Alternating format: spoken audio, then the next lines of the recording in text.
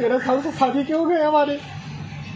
Sir मैं कहा जाऊँ। एक मनीष दुबे सर कमांडेंट है, उन्हीं के साथ उनका अवैध संबंध है। मैंने सर उनको 22 फरवरी को रंगे हाथ अपने आवास पे पकड़ लिया था। मेरी नौकरी जाने वाली सर, वो सर इतना सर घोटाला की हुई है।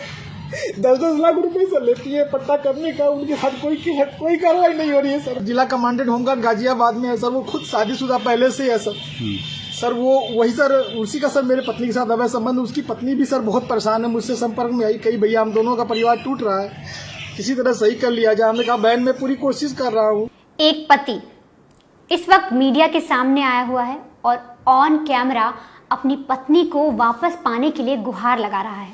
वो रो रहा है, बिलख रहा है। आप स्क्रीन पर भी देख सकते हैं किस तरीके से वो अपनी पत्नी को पाने के लिए गुहार लगा रहा है। बहुत ज़्यादा ही तड़पा हुआ है। उसकी बस इतनी ही चाह है कि उसकी बीवी उसे तलाक ना दे, वो उसे वापस मिल जाए। दरअसल जो शख्स आप अभी स्क्रीन पर देख रहे हैं, इसकी बीवी एसडीएम है और उस महिला को या इसकी पत्नी को एसडीएम बनाने वाला कोई और नहीं बल्कि ये शख्स ही है, ये पति ही है, जिसने अपनी सारी कमाई अपनी पत्नी को पढ़ाने लिखाने में लगाई। उसके बाद उसे एसडीएम बनाया, लेकिन एसडीएम बनने के बाद बीवी ने कुछ ऐसा रंग दिखाया जिसकी वजह से आज ये हर किसी के सामने रोने को मजबूर हो गया है। इस शख्स का नाम है आलोक कुमार मौर्य। आलोक कुमार मौर्य उत्तर प्रदेश के बरेली का रहने वाला है। यहाँ पर अच्छा खासा इनका परिवार था, ठीक ठाक काम चल रहा था। फिर साल 2009 में जो आलोक है उसकी नौकरी लगती है पंचायत राज में 4th क्लास में। अब नौकरी लग जाती है, ठीक ठाक था, घर वाले बोलते हैं अब शादी कर देनी चाहिए। इसी सिलसिले में इसकी मुलाकात एक लड़की से होती है, ज्योति से। ज्योति से मुलाकात होने के बाद ये दोनों एक दूसरे को पसंद भी करते हैं और फिर दोनों की शादी हो जाती है साल 2010 में। अब शादी हो जाने के बाद जो लड़की है ज्योति, वो अपने पति यानी आलोक से कहती है कि मुझे पढ़ाई लिखाई अच्छी लगती है और मैं आगे पढ़ना चाहती हूँ, मैं कुछ बनना चाहती हूँ। आलोक की जब बातें सुनता है तो वो खुश हो जाता है कि मेरी पत्नी कुछ करना चाहती है। मैं तो एक 4th क्लास एम्प्लॉय हूँ पंचायत राज में, लेकिन मेरी बीवी कुछ अच्छा करना चाहती है और मैं इसे वो कराऊंगा। इसी सिलसिले में वो अपनी बीवी को इलाहाबाद यानी कि आज के प्रयागराज में लेकर जाता है। वहाँ पर कई सारे कोचिंग इंस्टीट्यूट देखता है और फिर उस कोचिंग इंस्टीट्यूट में भर्ती करा देता है। भर्ती कराने के बाद जो ज्योति है वो भी अच्छी खासी पढ़ाई करती है और फिर साल 2015 में उसका चयन हो जाता है। दरअसल लोक सेवा आयोग में जो महिलाएं थी उनकी अगर रैंकिंग की बात करें तो उसमें ज्योति 3रे स्थान पर आती है, लेकिन वहीं अगर ओवरऑल की बात करें तो उसमें ज्योति को 16वां जो स्थान है वो प्राप्त होता है। इसके बाद ज्योति की नौकरी लग जाती है, कभी कानपुर, कभी बरेली, कभी प्रयागराज, कई जगह उसकी पोस्टिंग होती है। जीएम के पद पर वो तैनात की जाती है। और अगर मैं हाल ही की बात करूं तो इस वक्त वो बरेली में एक चीनी मिल के अंदर बतौर जीएम के पद पर तैनात है। अब यहाँ तक ठीक था, ज्योति की नौकरी लग गई, उसका पति भी खुश था, घर में हर कोई खुश थे, मिठाई बांटी गई कि हमारी जो बहू है हमारे घर की वो एसडीएम बन गई। पति भी खुश था कि मेरी बीवी एसडीएम बन गई है। यहाँ तक सब ठीक चला। साल 2015 में इनके 2 बच्चे भी हो जाते हैं, जुड़वा बच्चियों को जन्म देती है ज्योति और अपनी नौकरी भी ठीक ठाक करती है। साल 2020 तक इनकी जिंदगी बहुत अच्छे से चलती है, लेकिन 2020 में फेसबुक के जरिए जो ज्योति है उसकी दोस्ती या यूं कहें एक बातचीत शुरू हो जाती है गाजियाबाद के जिला कमांडेंट होमगार्ड से। बातचीत शुरू होती है तो इन दोनों के बीच में कुछ ज़्यादा ही क्लोज बातें हो जाती हैं। अब ऐसा कहना है आलोक का। आलोक इस वक्त जो मीडिया के सामने आया है और रो रहा है, वो इस वक्त आरोप लगा रहा है कि मैंने अपनी पत्नी को पढ़ाया लिखाया, उसे एसडीएम बनाया और आज वो मुझे ही तलाक देने की बात कह रही है किसी और के लिए। आलोक का कहना है कि साल 2020 में जब ज्योति का किसी और के साथ रिलेशन बनाया, ज्योति जब किसी और के साथ बातचीत करने लगी, एक जिला कमांडेंट जो होमगार्ड है उसके साथ बातचीत करने लगी, तो मैंने उसके चैट्स पढ़े। चैट्स कैसे पढ़े? आलोक का जो आरोप है वो ये कह रहा है कि एक दिन जो ज्योति ने अपने घर के फोन से फेसबुक को लॉगिन किया और वो लॉग आउट करना भूल गई। बड़ी देर तक फोन रखा था, मैंने ओपन कर लिया और फिर मैंने जब चैट्स देखे तो मेरे पांव तले जमीन खिसक गई। वो चैट्स काफी अश्लील थे, इन दोनों की बहुत क्लोज तरीके से बातचीत हो रही थी, अश्लील चैट्स थी और वो देखकर मेरा माथा ठनक गया। इसके बाद मैंने ज्योति से कई चीजें पूछी भी तो लड़ाई झगड़ा शुरू हो गया। फिर ये मुझे धमकाने लगी, मुझे बोलने लगी कि मैं तुमसे तलाक लेना चाहती हूँ। और यहाँ तक कि जो आलोक है वो कह रहा है कि ज्योति का परिवार और जो वो होमगार्ड है वो मुझ पर आरोप लगा रहा है कि तुम ही गलत हो, और साथ ही वो ये लोग कह रहे हैं कि मुझे जान से मार देंगे। इस तरीके के जो अब आरोप हैं वो आलोक लगा रहा है। आप सबसे पहले आलोक की जुबानी ही सुनिए कि आलोक किस तरीके से परेशान है, कितना वो प्रताड़ित हो चुका है और किस तरीके से वो अपनी बीवी को वापस चाह रहा है और उसके साथ क्या क्या हुआ शादी के बाद। जब उसने अपनी पत्नी को पढ़ाया लिखाया, वो एसडीएम बन गई, उसके बाद से उसकी लाइफ में क्या हुआ। क्या मामला है? आप कह रहे हैं कि जिस लड़की को आपने पढ़ा लिखा करके एसडीएम बनाया वो आपकी जान की प्यासी हो रही है, क्या पूरा मामला? सर इसका सर मेन कारण सर है मनीष दुबे के साथ उनका अवैध संबंध सर, जिसकी जानकारी सर हमें करीब साल भर पहले हुई, लेकिन सर उन्होंने कहा कि दोस्ती है। खैर सर हमारी पत्नी सर एसडीएम थी, उस समय इलाहाबाद प्रयागराज में सोराम तहसील में रहीं। तो मैंने कहा सर बड़े पद पे हैं, दोस्ती तो हो ही सकती सर, अधिकारियों से साथ बैठना उठना। तो मैंने सर उन्होंने मैं ये कह के टाल दिया, तो सर मैंने ध्यान नहीं दिया। सर इसकी भनक सर मुझे उसका ये जो शक था वो विश्वास सर 22 फरवरी को हुआ, जब मनीष दुबे गाजियाबाद से चलकर सर मेरे आवास एलनगंज स्थित सरकारी आवास पे आया और इनके साथ एक साथ कमरे में मैंने इनको देखा अवैध संबंध बनाते हुए। तब से सर ये मनीष दुबे और ज्योति मौर्य मेरे जान के पीछे पड़ गई हैं। कौन है? पूरी कहानी बताइए, क्या मामला है? सर 2010 में ज्योति मौर्य के साथ मेरी शादी हुई सर। मैं सर पंचायत राज विभाग में सर 2009 में सेलेक्ट हुआ प्रतापगढ़ में सर, वहीं पे नौकरी कर रहा हूँ सर। और 2010 में इनसे 19 नवंबर को मेरी शादी हुई और सर उसके बाद हमारे संबंध बहुत अच्छे रही। इन्होंने कहा मुझे पढ़ना है सर, मैं इनको पढ़ाने के लिए मैं इलाहाबाद लेके आया। और इलाहाबाद में सर द काउंसिल कोचिंग है, वहाँ पे इलाहाबाद की सबसे अच्छी कोचिंग थी। मैंने वहाँ पे किसी तरह सर पिताजी के सहयोग से, भाइयों के सहयोग से, और यहाँ तक कि मैंने अपने डीपीआरओ साहब के सहयोग से पैसा उधार लेके इनको कोचिंग कराया। और सर ये मेहनत भी की सर और सक्सेस भी हुई। 2015 में ये सर एसडीएम पद पे चयन हुई, 16वीं रैंक इनकी आई। सर बहुत खुशी का माहौल हुआ कि हम एक छोटे पद पे रहते हुए अपनी पत्नी को इतना आगे ले गए। वो भी बहुत खुश थी, पूरा परिवार खुश था। और सर 2015 में ही मेरी सर भगवान की दया से मुझे इतनी खुशी मिली कि मेरी 2 जुड़वा बिटिया भी हुई, और जिनका नाम हंसी खुशी मैंने रखा, क्योंकि उस समय खुशी का माहौल चल रहा था सर। और सर बहुत अच्छा चल रहा था। लेकिन सर 2020 में ये मनीष दुबे जो जिला कमांडेंट होमगार्ड है, उसकी एंट्री होती है हम दोनों पति पत्नी के बीच में। और सर घर इतनी तबाही पे पहुंच चुका है कि घर तो टूट ही रहा है, बच्चे तो दूर हो ही रहे हैं, पत्नी दूर हो ही रही है सर। यहाँ तक कि मैं मुकदमा भी मेरे ऊपर हो गया है और मेरी मौत की साजिश भी रची जा रही है।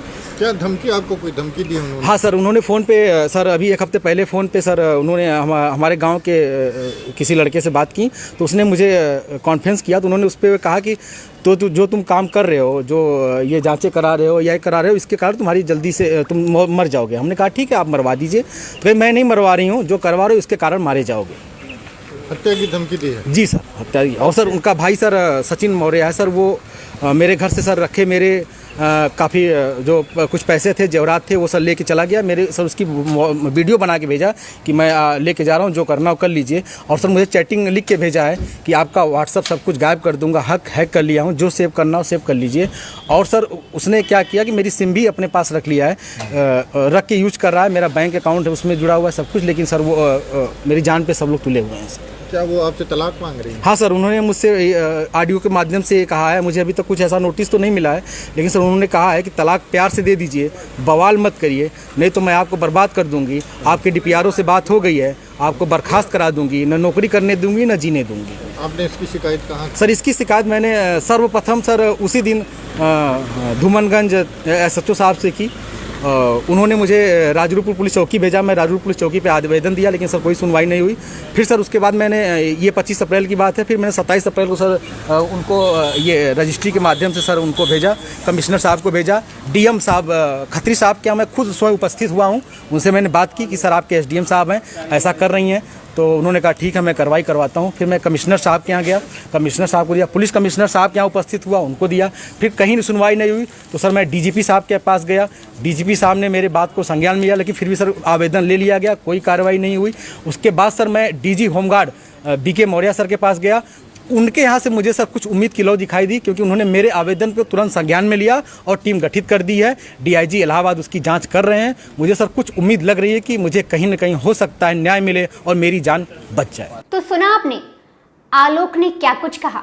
आलोक ने बताया कि साल 2022 में 22 दिसंबर के दिन लखनऊ के एक होटल में वो अपनी बीवी को उस होमगार्ड, जिला कमांडेंट होमगार्ड जो आदमी था, उसके साथ रंगे हाथों पकड़ लेता है, आपत्तिजनक हालत में पकड़ लेता है, जिसके बाद वो काफ़ी ज़्यादा झगड़ा होता है। और ऐसे में जो होमगार्ड है और जो उसकी बीवी है वो उसे धमकी दे देते हैं कि वो उसे जान से मार देंगे। यहाँ तक कि ये सारी बातें आ चुकी हैं। हाल ही में जो आलोक है वो अभी जो जिला कमांडेंट का एक आयोग होता है वहां पर गया, वहां पर उसने अर्जी लगाई है, वहां पर उसने जो जिला कमांडेंट होमगार्ड था, जो आदमी जिसकी वजह से इसकी बीवी अब इससे दूर हुई है, उसके खिलाफ भी शिकायत दर्ज कराई है। साथ ही अपनी बीवी के खिलाफ भी कई सारी शिकायतें दर्ज कराई हैं। और जो इनकी व्हाट्सएप चैट और फेसबुक की जो जितनी चैट्स इसके हाथ में लगी आलोक के, वो भी इसने उन्हें मुहैया कराई है। साथ ही मैं आपको एक और बहुत अहम चीज बताऊं कि आलोक ने अपनी बीवी की एक 100 पन्नों की डायरी जो है वो पुलिस को सौंपी है, वो दी है उन्हें। और उसने कहा है कि जो मेरी बीवी है वो अवैध तरीके से वसूली भी करती थी। आलोक का कहना है कि जब बीवी की ये सारी चीजें मुझे पता लगी कि वो किसी और के साथ रिलेशन में है, मैंने उसे किसी और के साथ आपत्तिजनक हालत में पकड़ा, उसके बाद मैंने और छानबीन की तो मुझे पता लगा कि जो मेरी बीवी है वो इस तरीके से अवैध वसूली कर रही है। उस कम से कम आलोक बता रहा है कि हर महीने जो ज्योति है वो हर महीने 6 लाख की वसूली करती है। अगर इसके डेटा की बात करूं, मैं आपको इसका डेटा बताऊं तो जो पेज दिया है आलोक ने, जो प्रोवाइड किया, अभी आप स्क्रीन पर देख भी रहे हैं वो पेज, उसमें हर पेज पर एक तो स्वास्तिक बना है, स्वास्तिक बनाने के बाद वो शुभ लाभ लिखती है जो ज्योति है, उसके बाद वो पूरा बही खाता लिखती है, पूरा डेटा लिखती है। उसमें वो लिखती है किसको मैंने कितने पैसे दिए, किससे मैंने कितनी उगाही की, मतलब वसूली के पैसे लिखती है। फिर जिसको ट्रांसफर करती है वो पैसे, उनके भी नाम लिखे हैं। अगर अक्टूबर के महीने साल 2021 की बात करें तो 6,40,000 रुपए की वसूली ज्योति ने की। और ये सारी खबर जब हमारे ग्राउंड रिपोर्टर आनंद राज उस जगह पर गए, उन्होंने बातचीत की, आलोक से बातचीत की, और जब वो डायरी देखी जो आप पेजेस देख रहे हैं, ये तब सारी जो एक्सक्लूसिव खबरें हैं या जो भी ये जितने भी पेजेस हैं ये तब हमें मिले। और इसमें एक बहुत ही चौंकाने वाली बात है, जिस तरीके के आरोप आलोक लगा रहा है। फिलहाल इनकी जांच होनी बाकी है कि क्या इसमें सच्चाई है, क्या ये ज्योति सच में वसूली करती थी, किस लिए उसने इस तरीके की डायरी बना रखी है। क्योंकि अगर डायरी के पेज पर देखें तो अक्टूबर साल 2021 में उसने 6,40,000 की वसूली की है। और हर महीने ये एक इंस्पेक्टर है जिसे 15,000 देती है और एक मार्केटिंग इंस्पेक्टर है जिसे 16,000 ट्रांसफर करती है। तो इन लोग का भी नाम सामने आ रहा है, इसके लिए पुलिस जांच कर रही है। लेकिन ऐसे में जब ज्योति का पक्ष जानने की कोशिश की और ज्योति के बारे में पता लगाने की कोशिश किया कि ज्योति मौर्य जो है वो क्या कह रही हैं इन मामलों में, उनके पति ने उन पर इस तरीके से आरोप लगा दिया है, तो एसडीएम मैडम जो है, एसडीएम साहिबा जो हैं, उनका क्या कहना है। तो ऐसे में जो एसडीएम मैडम है ज्योति है, उसका कहना है कि उसके पति के द्वारा जितने भी आरोप लगाए गए हैं सभी बेबुनियाद हैं। उसका जो पति बोल रहा है, जितनी भी चीजें कह रहा है, वो सब गलत है। साथ ही ज्योति ये भी कह रही है कि मेरा व्हाट्सएप या जो मेरा अकाउंट था वो मेरे पति ने हैक कर लिया और उसने ये सारी चैट्स वायरल कर दी। लेकिन यहाँ पर ये समझने वाली बात है कि अगर ज्योति कह रही है कि मेरे पति ने चैट्स वायरल कर दी, तो ज्योति ये चीजें नहीं कह रही कि वो चैट्स की किसने हैं, क्या सच में वो चैट्स उस तरीके की हैं, आपत्तिजनक चैट्स हैं, अश्लीलता वाली चैट्स हैं जिस तरीके से बात हुई, और इसी वजह से आलोक नाराज है। और अब ज्योति जो है वो अपने पति से तलाक भी मांग रही है। ज्योति कह रही है कि जो मेरे पति हैं वो मुझसे 50 लाख रुपए मांग रहे थे और साथ ही कह रहे थे कि एक घर तुम मुझे दो, एक तरीके से दहेज। और उसने 2023 में मामला भी दर्ज करवाया अपने पति और 4 लोगों पर कि मुझ एक तरीके से मेरे साथ दहेज उत्पीड़न किया जा रहा है, मुझसे दहेज मांगा जा रहा है।